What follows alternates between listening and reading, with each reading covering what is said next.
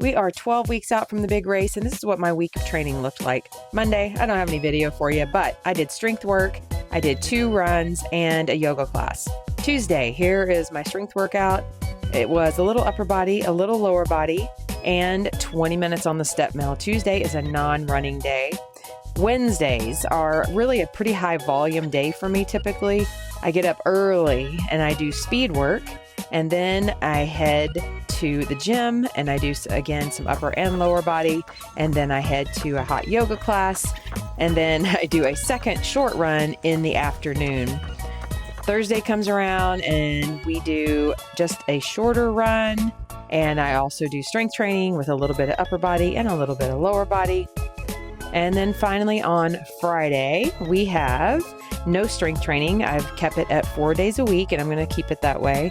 So no strength training, but I do 20 minutes on the step mill again, and then I head out immediately from there for a run. Today was just shy of 7 miles for the run. And then tomorrow is our long run day. We have got 20 miles on the schedule for tomorrow. A little bit of road, a little bit of trail, and that will allow me to finish the week with about 46 miles of running.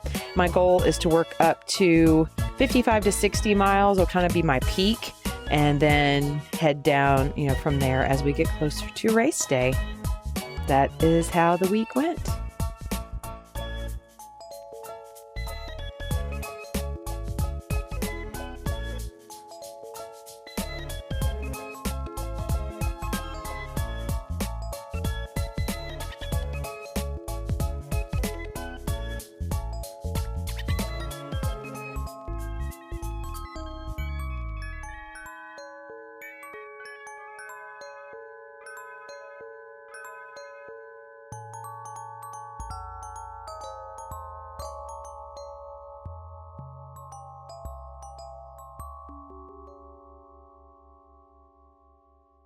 Happy Friday! Today we are just headed out for an easy 6 mile, taking the pace nice and easy because we do have 20 miles to run tomorrow, and that will wrap up about a 46 mile training week. We are 12 weeks out from the big race, so mileage is starting to build. I'll probably build up to maybe 60 miles a week will be about it. So we are headed that way.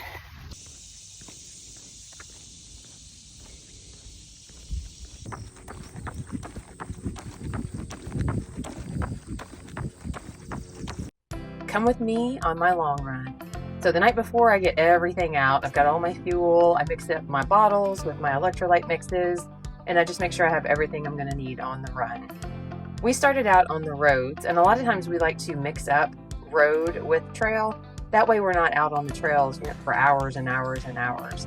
So this was a super, super steep incline. So we went backwards up it for a little while just to work a little bit different muscles.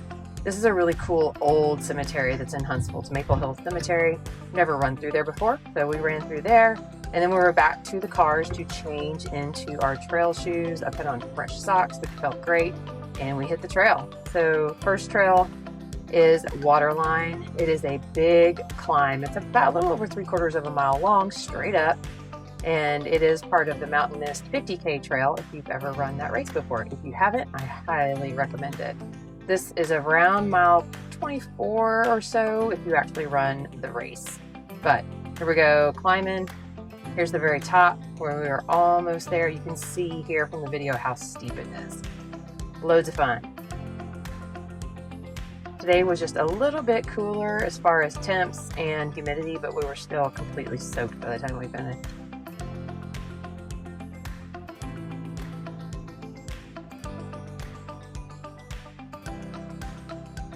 All right, took a break when we were probably 4 miles out from the finish or so. Had some more fuel and just sat down for a second. This is one of my favorite sections on the mountain. It is Bluffline Trail. It is also part of the Mountain Mist 50K course. And if you're feeling confident, you can really tear it up going down this. It's all downhill and it is very rocky. So once you kind of figured out where all the rocks are, you can really make up some time on this section. And I've always loved this part of the trail. And we got back to the cars. We went ahead and did our 100 step-ups and 100 lunges. This is something I like to do at the end of my long runs to work on fatigue resistance. It's tough to get it started, but it's really not that bad once you get going. And that's it. 20 miles for me, 25 miles for my running buddy because she got there early and did a little bit after. And we are rolling in 12 weeks out.